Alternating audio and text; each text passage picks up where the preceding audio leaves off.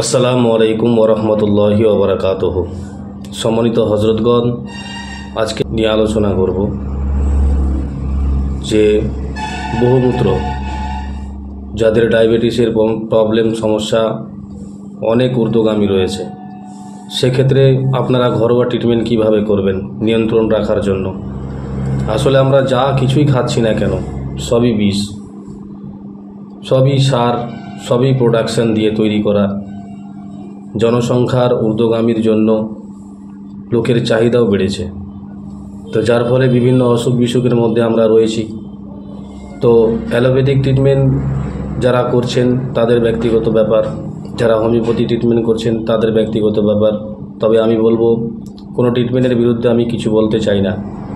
আমি আজকে যেটা পদ্ধতি দিচ্ছি এটা ঘরোয়া পদ্ধতি, সঙ্গে আপনি হোমিওপ্যাথির প্রোডাক্টটাও ব্যবহার করতে পারবেন। তো চলুন শুরু করা যাক। এই ডায়াবেটিস বহুমূত্র যেটা রয়েছে, এর জন্য আপনাকে কি করতে হবে, আপনি 10 পিস মেথির দানা নিয়ে নেবেন, আর 40 পিস আপনি কালো ছোলা নিয়ে নেবেন, আর কালো জিরে যেটা বাজারে, সবই বাজারে পাওয়া যায়, এটা আপনি মূলত 10 পিস নিয়ে নেবেন।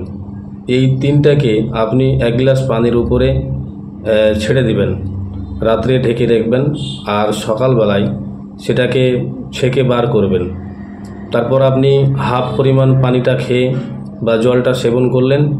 তারপর ওই কালো ছোলা আর মেথি দানা এবং এই কালো জিরে, এটাকে আপনি গালে দিবেন। তারপর একটু চাবিয়ে নেওয়ার চেষ্টা করবেন, তারপর আবার ভালোভাবে চাবিয়ে নেবেন। তারপর আবার আপনি ওই জলটা সেবন করবেন। ইনশাল্লাহ কিছুদিন করলেই আপনার নিয়ন্ত্রণ চলে আসে। তারপরেও আমি একটা স্ক্রিনে আমার একটা ফটো দিয়ে দিচ্ছি।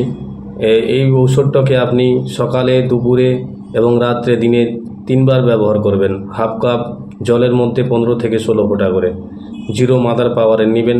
ইনশাল্লাহ দেখবেন খুব আপনার উপকারিতা আসবে। এতে অনেকে ফায়দা পেয়েছে আর উপকারও রয়েছে, এতে কোনো ক্ষতি বা পার্শ্ব প্রতিক্রিয়া নেই। ইনশাল্লাহ আপনারা যারা নতুন দেখছেন বা আমার চ্যানেলটা আপনারা প্রথম পেয়েছেন আপনাদের কাছে, তাদের কাছে আমার অনুরোধ, আপনারা আমার চ্যানেলটাকে সাবস্ক্রাইব করে দিন। আলহামদুলিল্লাহ, আপনাদের কাছে দোয়া চাই। ভালো থাকবেন। আসসালামু আলাইকুম রহমতুল্লাহি ওয়া বারাকাতুহু।